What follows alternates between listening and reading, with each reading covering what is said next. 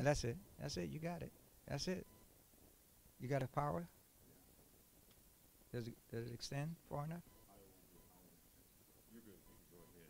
Okay. Okay, we're going to continue. So, you're going to be able to see how you can add 50. What happened over here? Oh, I see. Let's try something here.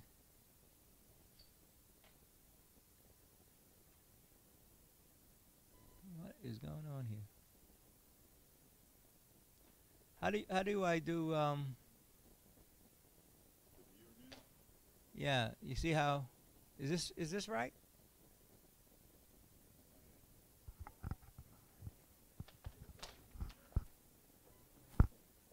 Yeah, it's showing the whole desktop.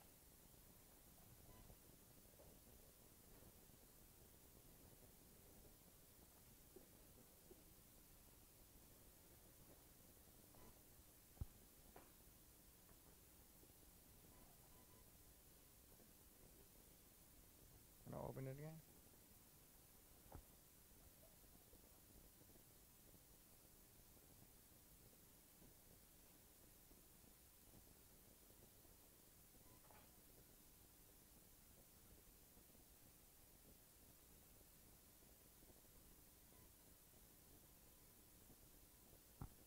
Okay, hopefully we're there. Okay, how to add 15 to 30 productive years to your life. And you can see I can't do that. What happened? What happened? Wait. Anybody can do that? Marlene, can you do that? Oh yeah, this is real. These are real folks.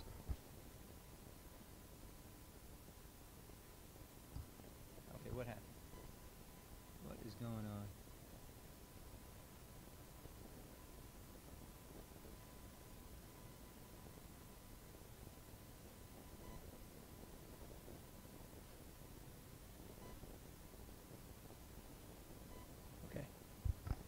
All right. Yeah, I know Pastor Victor can do that. It looks just like him, right? Right here in the corner. But even at any age, and you see this, so you can do all kinds of things, even at the age of 70.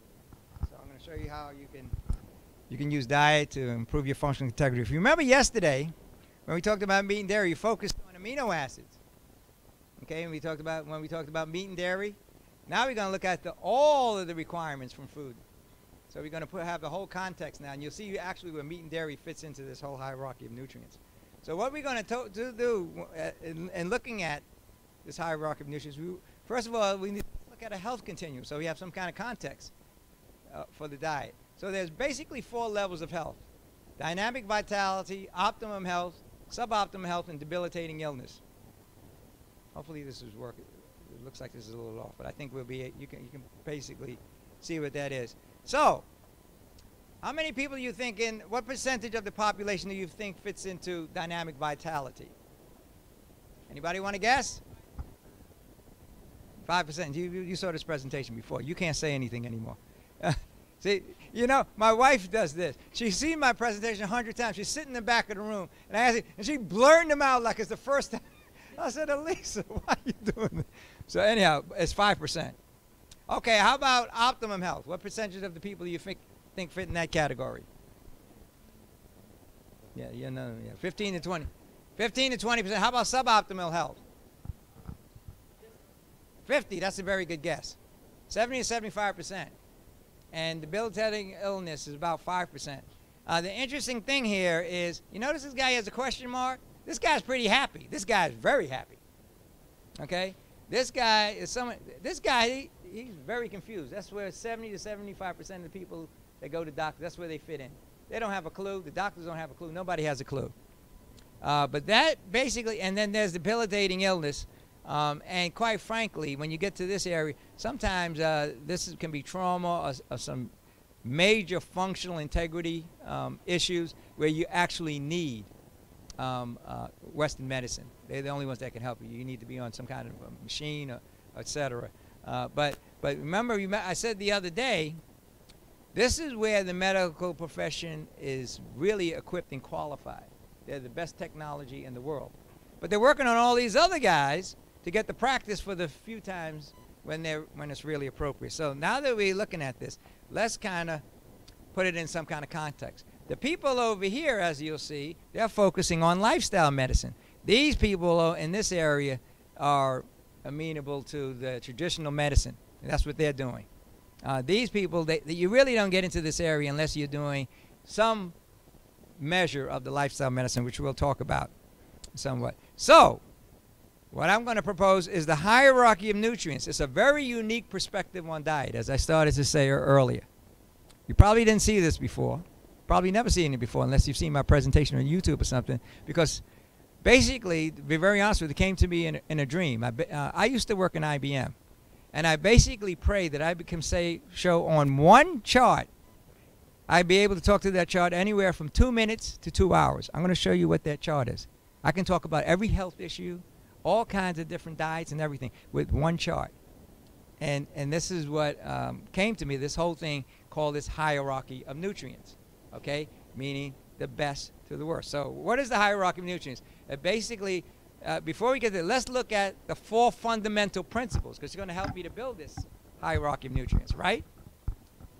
So the 4 fundamental principles for the hierarchy of nutrients is first, oh, this isn't working at all. Okay. We just have to I have these coming up one at a time. We're just going to have to do the best we can. I hope you can follow. God wants us to thrive, not just survive. That's principle number 1. Principle number 2, God gives us what we need in the highest quantity. Principle number 3, God gives us what we need in the easiest available form. And principle number 4, God provides all our nutritional needs. So those are the 4 principles. Okay? This is bear with me.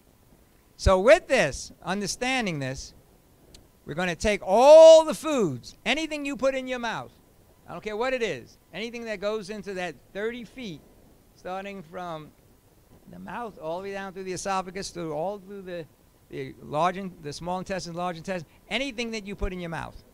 And that's what's nice about the hierarchy of nutrients. You're going to be able to look at anything and be able to kind of see where it fits in. And you can see where a lot of the functional integrity, compromised functional integrity is coming from. So with that, what's the first and most important nutrient? Oh boy. What have we here?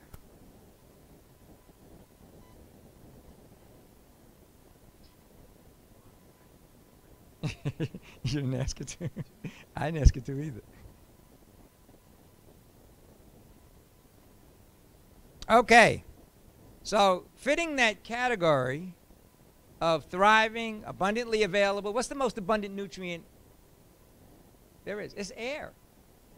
It's so abundant we take it for granted. We don't have to think about it. It's grace. It's just all around us. In the beginning, God created the heavens and the earth, right from Genesis 1. Okay? So air is the first and most important nutrient. Now that you understand, what's the second most important nutrient? A lot of times, when I do this interactive, we're going to go through it quickly because of the time. A lot of times people say water first. I did this in front of an Oriental group. I mean, they all spoke Chinese. I didn't speak Chinese. I had an interpreter. And I said, what is the most important, the first and most important nutrient, abundantly supplied and immediately available? You know what they said? Rice. Exactly. I said, oh, well, you guys were listening, but no, actually, it's air. So what's the second most abundant? It's a good guess. Yeah, well, you know what? Air is mostly nitrogen. Who said that? That's some smart people over here. Air is mostly, but the second most important nutrient is water. It said nutrient, not element. Okay? And the Spirit of God was hovering over the waters. So Genesis 1:2 already. Okay? And if thou knewest the gift of God, he would have given thee living water. John 4:10. So what's the third most important nutrient? I know it was a long 5 minutes, but what's the third most important nutrient? You got it. Well, this is basically saying that life cannot exist without water. Okay, everything has water. Brain is mostly water.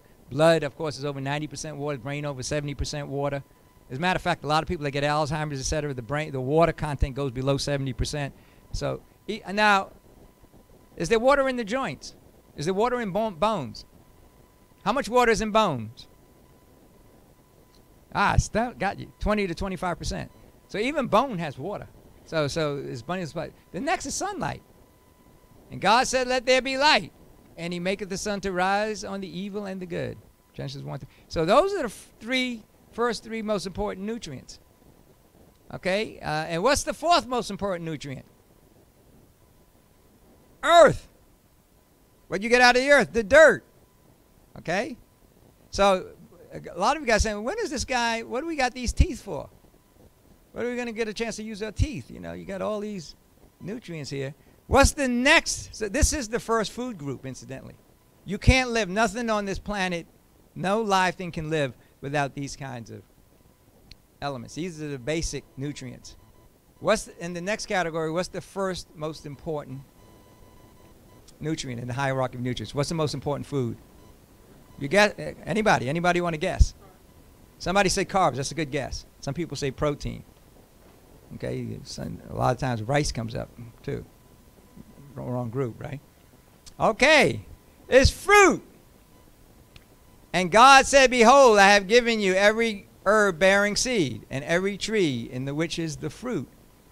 To you it shall be for meat." Remember we talked about that yesterday. Now, I said these are the basic nutrients. Okay, we're going to dissect this a little bit and see how fruit relates to these basic nutrients. Okay? And once you start to understand this, nobody will ever fool you again about diet. Any kind of diet, I don't care what name they give you. You're going to be able to you'll be able to talk very intelligently and very credibly to anybody that has at least a third grade education and common sense, all the way up. You can have 15 PhDs, and they will never be able to stump you. So stay tuned. Let's dissect this a little. Let's drill down a little bit. First of all, my favorite author outside the Bible said, "The more we depend on fresh fruit, just as it is plucked from the tree, the more we depend on fresh fruit, just as it is plucked from the tree, the greater will be the blessing. Let fruit be placed on the table in abundance."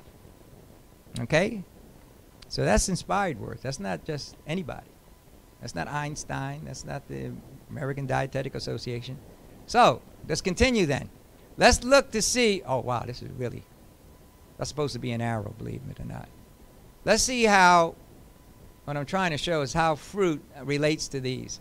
Where do you get all of your oxygen, your air from? Where does the oxygen come from in the air? It comes from the leaves. The leaves of the trees, are the lungs of the planet. There's a synergistic relationship between fruit and human beings. What do human beings breathe out? What does plants need? That's their made food. Perfectly synergistic. What do they put out? They put out oxygen. Perfectly synergistic relationship. It's powerful when you really start to understand and appreciate what God has done for us. That's also, all fruit are high in water content. All fruit are at least 70% water. What is the body? Body's 75% water. Most fruit is over 80% water. Some fruit, like watermelon, is over 90% water. So it's very high. Remember we talked about abundantly supplied, easily available. Okay? What else is there about fruit? The sunlight is locked into every seed. The radiation, the sun comes down, it goes into the ground, and it gets it, and it locks right into the seeds and energizes it. And that electrochemical effect with the dirt, etc., is where you start getting that blossoming. And how about this last part? What about earth? Well, boy, this really, can you read that? Provides the dust. The earth provides the dust, the nutrients, the elements for man's optimal health and vitality. Let's drill down a little bit more. The hierarchy of nutrients. Remember you said God wants us to thrive? The highest quantity, easiest available form, and provides all of our nutrients. Fruits provide all the basic nutrients in the highest quantity, easiest available form, designed in the original plan for man to thrive. It's the easiest to access. Matter of fact, Adam, all he had to do was sit down under a tree. He didn't even have to work. The apple fell on his head and it says lunchtime. Okay? Perfect. Let's drill down a little bit more. I also am formed out of the clay. For dust thou art, and unto dust thou shalt return. So earth provides that dust, and then our first breath of air came from whom? Came from Jesus, from God, the first breath of life. And then he gave us fruit. Fruit is a cocktail of air, water, sunlight, and the earth's dirt. All of that goes in to making a fruit. Let's look at it a little bit closer. God has given to man a dietary plan with a root system to absorb the elements through the roots, all these elements that we need. And let me tell you something. Let me share something with you. We know about a lot of the elements, don't we? Calcium, zinc, potassium, magnesium, manganese, trace. You know, I would submit to you, it has all of the known and unknown elements. See, everybody thinks that everything has been discovered.